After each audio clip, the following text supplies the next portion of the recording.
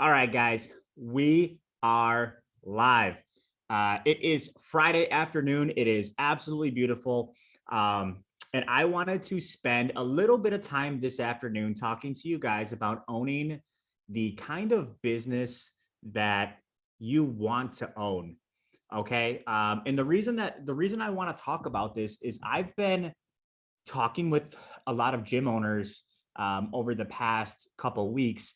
We are doing some cool stuff internally. We're brainstorming a lot. We're having conversations, just open-ended conversations. And I've talked with a lot of gym owners that are inquiring about what we do. As our company grows, we have more and more people inquiring about what we do. And during that process, we talk with them about their goals. And that is where this idea came from, to talk about owning the kind of gym that you want to own. Because sometimes I'll be talking to somebody and they're like, yeah, I want to make a lot of money. I'm not sure if I should do all brick and mortar or if I should, do large group along with, private or semi-private, if I should do an online business. I'm not really sure which one is, the best path for me. And to me, when I hear that, those are completely different businesses, right? And I believe you can make money with all of them, right? But it wasn't clear to the gym owner or potential gym owner that I was speaking to that they were such big decisions, right? They were such big changes in the type of business that they'll ultimately end up owning, depending on which route they go, and just how much that's going to change their life, right? And we see that a lot. We see, like, with marketing companies, like, hey, this is the next big thing, or hey, you should do this, you should do that. But I think a lot of the times it's a little irresponsible to show that carrot without really explaining what maybe some of the changes in your day to day are going to look like. And so I'm hoping that I can address some of those things, because I've done a lot of them, guys. And the whole point of me doing any of these lives is to fast track you so you don't make the same mistakes that I made, and save you years of time and energy. So long as you feel like I'm authentic and that I have done all of these things, then why wouldn't you listen to advice and save yourself some of the hassle, or at least be more informed when you're making these decisions? So let's dig into the top 5 that I talk with gym owners the most about, or I see the most about, and what kind of changes that might make to your business. Because at the end of the day, like, the point of being an entrepreneur, and the point especially of owning a micro gym, is to own the kind of business that you absolutely love and want to own, that gives you energy, that makes you wake up every morning and want to kick ass. If you don't have that with owning a gym, man, you picked the wrong kind of a business. If you want to wake up and just make money, and have pure profit with the highest margins possible, guys, the fitness industry is not it, right? There, you could sell information. You could, be a trader and own a small firm where you don't do anything but crunch numbers and make trades and make a higher commission on it, right? You could do sales, right, where you could sell for a high commission if that's a skill set you have. There's a lot of things actually that you could do that will make you more money than owning a gym. A brick and mortar gym on average has a 15 to 20% profit margin. So inherently, even if you're very good at it, even if you are one of the best gym owners out there and you're pulling 30% profit margins month over month, it's still the nature of the industry to not have 50, 60, 70, 80% net profit margins. It's just not that kind of business. But why do we do it? Well, we do it because there's a ton of other perks, right? The fact that you get to wake up and help people become the best version of themselves every single day, probably because you went through something personally that was very transformative, and you want to pass that along, right? There's a lot more to life than making money. And I think that's why a lot of people started gyms. I love what I do every single day. I love it. And I love being able to work out in between clients. And I love being able to talk to people and close them on my program, because I know I'm going to still see that person 6 months from now and they're going to be completely changed. Right. And I'm waiting for that. That is such a gratifying job. Right. And I love being able to employ people in my community, hardworking kids that love fitness like I do. There's so many perks to owning a gym, that as long as I can make enough money to live the lifestyle that I want to live along with it, man, I don't need anything else, right? Like, that is all I need, right? And I think that that's what a lot of people in this group are looking for as well, because because that is why we got into this thing in the first place. But obviously it doesn't work if you can't even make enough money to pay the bills, right? So how do we keep the dream alive and doing everything that you want to do? Well, that's a lot of what we teach in the perfect gym model. But what I will tell you is there's some other ways to make money in the fitness industry that can strip away all of those things that you might take for granted now, like being able to meet with a bunch of people in person and talk with them and give them group workouts and all of that stuff. If you make certain decisions and decide to go down a certain path, you may lose a lot of that for, let's say, a 10 or 20% gain in net profit, right? Will your quality of life be better? Right. So let's say you're making $60,000 a year now from your gym. And besides money, which everybody would want to make more, you absolutely love waking up and doing what you do every single day. Right. That is so underrated, because I've made a lot more money than what my gym could pay me, but my quality of life wasn't any better, because I traded let's say in this example, you go from $60,000 to $100,000 in money that you can take home at the end of the year, but your day to day is filled with shit that you don't want to do, right? That does not give you energy. That is not aligned with who you are as a person. I'm telling you, that extra $40,000, you would wish you could pay somebody to get your days back to how they used to be, right? I've been there, right? Some of you might even know what I'm talking about. I'm not going to say anything, but I've been there where I traded what I thought, what I was taking for granted, the normal day to day waking up, what we get, the freedom. I traded the freedom that I got as a gym owner and being an entrepreneur for a little bit more money. And guys, it was a very bad decision. So I'm making this video so you do not make that same bad decision. Now, luckily, I'm back to where I want to be. I'm beyond happy and grateful. But it was a tough period in my life. And if somebody can avoid going through that for what looks to be the promise of a little bit more money, I'm telling you, do not take for granted the freedom. And this group is all about high profit and low stress, right? Freedom. That's why it's called freedom for gym owners. Is the freedom is much more valuable than the money, because there's a lot of ways in this life that you can make money, right? But there's fewer ways that you can have complete freedom over how you spend that money, what you do all day with your time. You have freedom of location, where you do it. You can do it anywhere, right?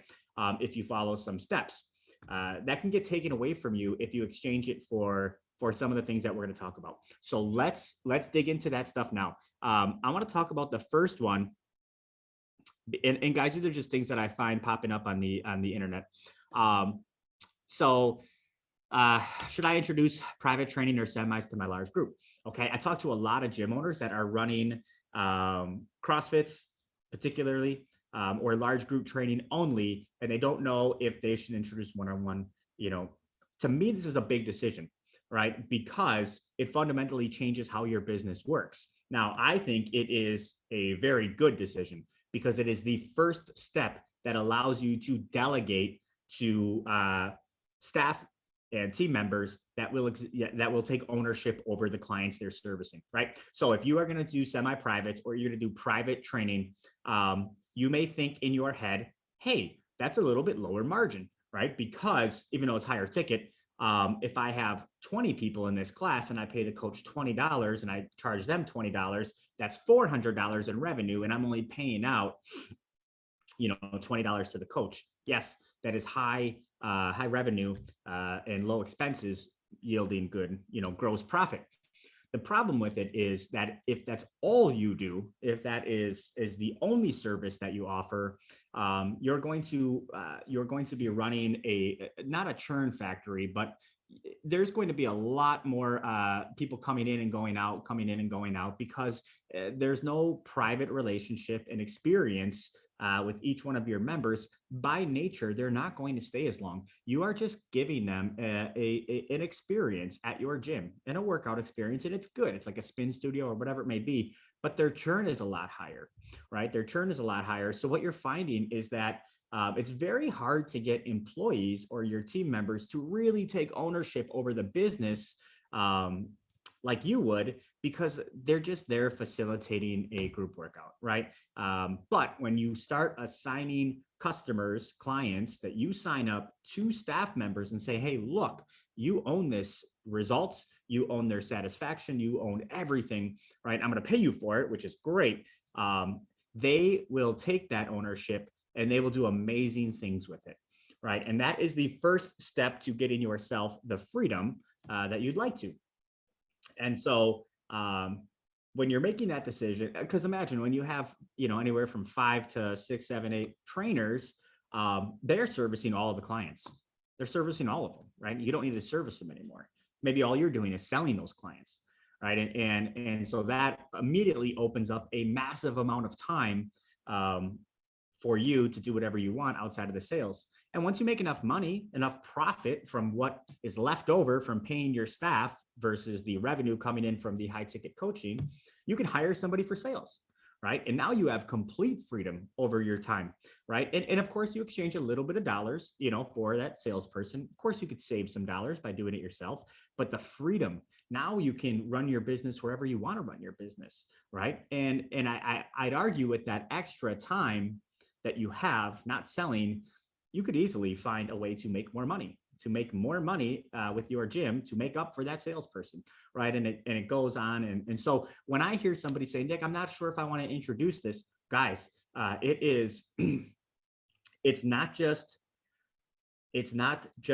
introducing a different type of service at your gym. It is the catalyst to getting yourself out of the day-to-day, right? Because you're all of a sudden going to get much more qualified and bought in team members that are going to really exhibit ownership when they're working with somebody one-on-one or in a small group fashion versus just a large group. So that is the first thing I wanted to break down. Okay. Which my recommendation would be do it if you know how to do it. Next one, should I go online? I heard the profit margins are much higher. They are. Obviously, if you are able to charge clients the same amount and not have to pay any expenses besides maybe to a couple coaches or a couple VAs or however you're running your online program, you will make more money. Okay, let me talk about online coaching a little bit. And I am not against it, right? In fact, I definitely think online coaching is for certain people, but I also think it's not for other people. So I've done online coaching both through my gym, and I've also been a client of online coaching. I currently am. And the thing about it is you just need to know what you're exchanging. If you went from having 50 clients or 100 clients in person versus 50 to 100 clients online, you will most likely make more money with 50 to 100 clients online. However, you have to understand the trade-offs. Your day is going to be significantly different, right? Your day-to-day from what you do when you wake up. Do you head into the gym? No, you don't head into the gym. You open up your laptop or your phone, right? However you're servicing them. Are you racking up barbells and cleaning up chalk and getting people ready for their next workout? No, you are filling out spreadsheets. You are checking progress pictures. You're checking messages. Are you going to be giving Mrs. Jones a big sweaty hug after her amazing weigh-in and she's so excited, and you just read off the InBody results and all of these things? No, you are going to be changing and adjusting macronutrients based on results.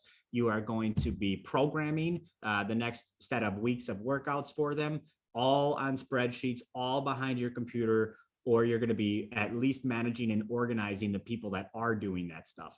It is a significantly different day to day. And if that style of business does not give you energy, you could find yourself miserable doing it, right? And yes, you could be making more money, but I'll be always transparent with you guys.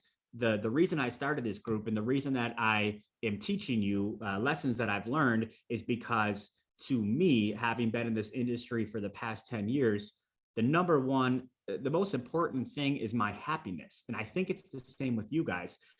And in order for you to be ultimately extremely happy and help as many people as you possibly can, you got to find the balance between all of it. Between money, you're not going to be happy if you're not making any money and you're always worried about paying rent. Between what you're doing every single day, between, how you're able to service people and what your day looks like from a freedom perspective. Maybe that's hanging out with your friends or family or whatever it may be. You need to have a nice, well-rounded and balanced life. I don't believe in the gurus that say, look, if you want to be successful, you need to work 80 hours a week because when you're 40, you can retire. Guys, that's bullshit. Like, that's not true. And unfortunately, too many people find out that they wasted time, so much time that they can never get back because they grinded it out for, in their 20s and their 30s and their 40s, hoping to retire when they're 50. And you know what? Shit didn't line up. A new COVID hit, whatever, right? They're not able to retire. They're not ready to retire, or they don't want to retire because they can't turn the switch off. But what do?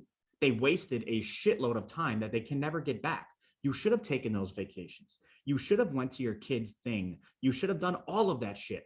And don't listen to somebody that tells you not to do that. And if you do it, you're being lazy or you're not working hard enough to be successful. It's bullshit, right? And so I do not work more than 40-hour weeks, and that's with the gym and Fitbiz. I absolutely don't, right? And I work way less than that. And I spend a ton of time with my kids and I go and do what I want. And I am what you would consider to be successful and happy, right? And it has nothing to do with the amount of hours that I put in. And I'll take mini vacations throughout my entire life, right? I'm not waiting until I'm 50 or 60. And so that is a dangerous, mindset. And I just want to dispel it because there's pretty successful people that say that. And I just want you guys to know that there's another way, right? And that's not just the truth because that's what they say, right? And I find that you might end up there if you go the online route because you are inherently brick and mortar gym owners. If you're in this group, right? That you probably are not attracted to the lifestyle that comes with online. Now, if you're an online trainer in this group and you're listening to me, of course, it's probably what you want to be doing because that's what you were attracted to initially, right? That's when you heard the idea of coaching people online, it excited you. It excited you and you started an online coaching company, right? Well, that's great because you're doing what gives you energy. You're doing what excites you. I'm only worried that I've talked to some gym owners that are great brick and mortar gym owners and they're like, look, I think I need to make more money. I'm going to go online. What you're going to find is you are going to be I've talked to gym owners who closed their gym because their guru told them to go online and they're so fucking upset with their decision and they can't get it back and they can't undo it. And they are making the same amount or more money, but they hate it. Right. And so this is a warning to the people that are, again, do whatever you want. I mean, do what you feel is best for your situation, but that's a big one that you can't undo. So don't take the decision lightly. I think that owning an online business is significantly different than owning a brick and mortar business as far as what you are doing 9 to 5. what you are doing every single day. It's not just a decision of, do I want to make higher profit margins? It's, do I want to radically change my life, and will I be happier if I do that? Okay. So that's the next one I wanted to talk about. The next one is the marketing agencies. So the $2 leads to your inbox,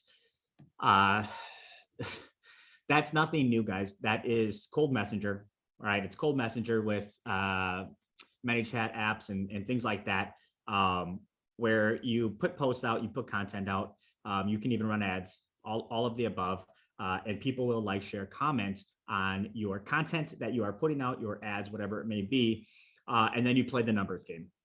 Plain and simple, right? So if you put out, let's say you're running ads to engagement, or if that's something that you want to do, is engagement ads, because you're going to get a lot of people that like, share, and comment, or you are posting on your personal profile long stories, giving people an insight into who you are, becoming an influencer, whatever it may be, you're going to get a lot of people that like, share, and comment, right? So what you do after that is you play the numbers game. You will literally message all of them. You will message all of them. And let's say you send out 1,000 messages in a week. Okay, that's 100 a day.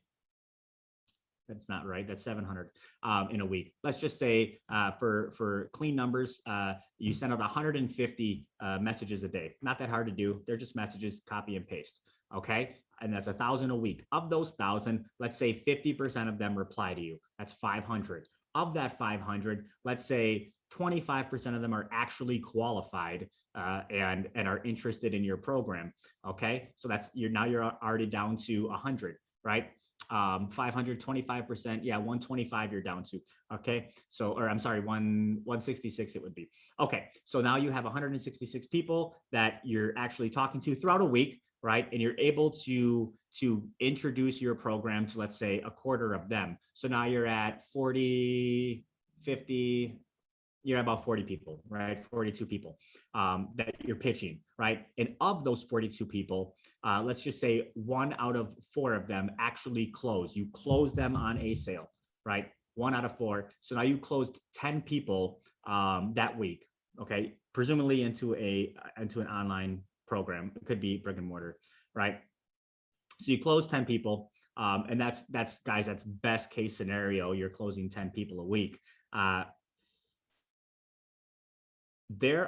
We teach ways of closing 10 people per week that is way less work, right? And we have tons of gym owners that it's passive. These leads are flowing in. Like, do you know what it would actually be like? This is that equation that I just went through is the exact steps that these guys are telling you about, and it's math, but it's not practical. Do you know what it would be like to own a business and then send 1,000 messages per week on, Facebook Messenger? Even if ManyChat is handling the majority of the outgoing and you respond to the incoming, right? That would be a crazy ass, like, big push week. But to keep your business growing, you need to do that the next week and the next week and the next week and the next week, and keep making ads and keep filming creative, and over and over and over and over and over again, right? And yeah, you're gonna get 1,000 leads for $2 a piece, right? It's $2,000 a week in ad spend. That's not unreasonable, right? But the majority of those leads are garbage. So you're going to be spending so much of your time messaging people that have no intention on messaging you back. So much of your time messaging people that are going to be rude to you back. So much of your time messaging people, and yes, you can delegate this stuff, but nobody wants that job. Nobody does. Nobody wants that job. They don't want to sit there and message people all day long, right? And yes, you can automate it. I get that. I'm big into automation, but you can't automate past the first message. I mean, you can, but it's going to be, people are not going to respond to it, right? So to do it right, you got to be in there and messaging. So the point is that, does it work? Yes. But it sounds like a miserable existence to me, and not why I opened a gym, not why I'm in this business.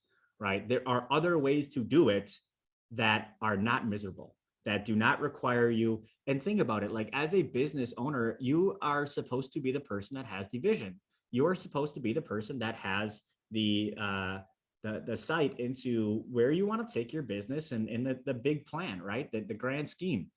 And if you are constantly, your headspace is constantly filled with rejection, because you will get rejected enormous amounts of times doing this method, you're gonna not be happy doing it. Okay, so I've done this before. It's why I'm telling you this, is I've done it before. I've sent out the 50 to 100 cold messages every single day. I stopped after 2 weeks. I couldn't do it no more, guys. It was miserable. I'm telling you. So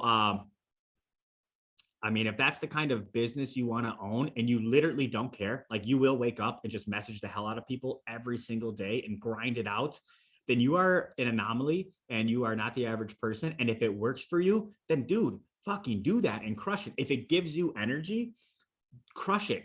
You know, I just think that I know gym owners and I know entrepreneurs, and for the majority of us, it's not going to give you, you're going to hate doing it, right? But with all of these things, if it's the thing that gives you energy and you love doing it, then absolutely do it, right? I just want you guys to be careful, because somebody will see somebody else that's doing the thing that gives them energy and they'll want to do it too, not knowing they're nothing like that dude, right? They're nothing like the person that's successful with that, right? And they're not going to be successful with it because they're not that same person. Okay, so be careful with that. The next thing, and I'm going to wrap this up soon. It says, I love training my clients. I love training my clients, and I'm the best at it. I can't see just passing them on to another trainer to grow my business. Okay, so it's part of the game. You have to make a fundamental decision of if you are more interested in being an employee of your business, right? And being a self-employed person or a CEO. That's the difference. Are you self-employed or are you a CEO? And it's okay being either one. You just have to make that decision. If you are uncomfortable delegating anything else because they will not do it as good as you, right? Then you are doomed to self-employment. Because guys, guess what? That is just how business works. Nobody is going to probably close at my gym as high as I closed. I closed at like 75%, right? For 8 years straight. I've never been able to hire a salesperson that can match that, but they don't have the conviction. They didn't build the walls themselves. They didn't, you know what I mean? They're not you. Okay. And I pumped out a ton of transformations during that time period. And I don't know if there's going to be another coach that can match that, right? Maybe there is. I teach them as much as I can, but I'm okay with them doing the best job that they possibly can so I can live the life that I've deserved. Now, the thing is that I don't think you're going to find anybody as good as you at all of these different disciplines, or else they will just become an entrepreneur as well, right? So you have to be comfortable with that exchange. Now, if you're not comfortable with that, and if you're saying like, no, I want to give people the absolute best service for their dollars, and that best service is me, that's fine. Then just realize that you are self-employed. If you want to become a CEO where you have a team of employees that are going to be helping you and growing things for you, then at that point, that's when you make the decision to grow a business, right? To grow an actual business. And so those are two different concepts. And I think that once you make that decision, you're much, much more able to be satisfied with it, but don't sit on the path of either way. Okay. So the next one that I'll talk about, the final one, is I think I have something really special and unique here. Should I franchise or try to open more locations? So I talked to a lot of gym owners that are very new, very green, just started, and they're immediately interested in opening more locations and franchising. Well, guys, I've done that. I've opened multiple locations, and let me tell you a couple of things from my point of view. Number one, it's a bad idea. So let's just get that out of the way. Until you are running 20% profit margins at your location, and it's completely outsourced, meaning that it's like my gym where I don't do anything there. Until you're there, I would not look at splitting your bandwidth, because getting a gym there requires so much mental energy and practice and expertise and hiring and training and all of these systems. It requires so much that without your full attention, it's very likely that you will never reach that location's full potential, right? And let me kind of break it down when it comes to putting money in your pocket. So let's say that you are making $5,000 in profit at your gym, and you're running 10% profit margins, meaning that you're doing $50,000 in revenue. You're like, hey, I'd like to make $10,000 in profit. That would be awesome. Do you think it's easier to open another gym and get $5,000 a month in profit from that gym as well? Or do you think it's easier to just increase the profit margin at your existing business? Let me tell you, it's much, much easier to increase the current profit at your current business, right? From 10% to 20%, which would yield you $10,000 in profit versus 5, right? Because when you open another location, you are starting from scratch. It doesn't matter if you think that you have all of your systems together. It doesn't matter. None of that matters. You're starting from scratch. I thought the same thing myself. Well, I already got my name and I have all these systems together, and I got a couple of trainers that might go over there, during times where they're not busy here, and you're starting from scratch, which isn't bad, but I would urge you to not do it because of your ego, because you think that you are this unstoppable business force that can just rapidly grow these locations and the risk of failure is almost zero.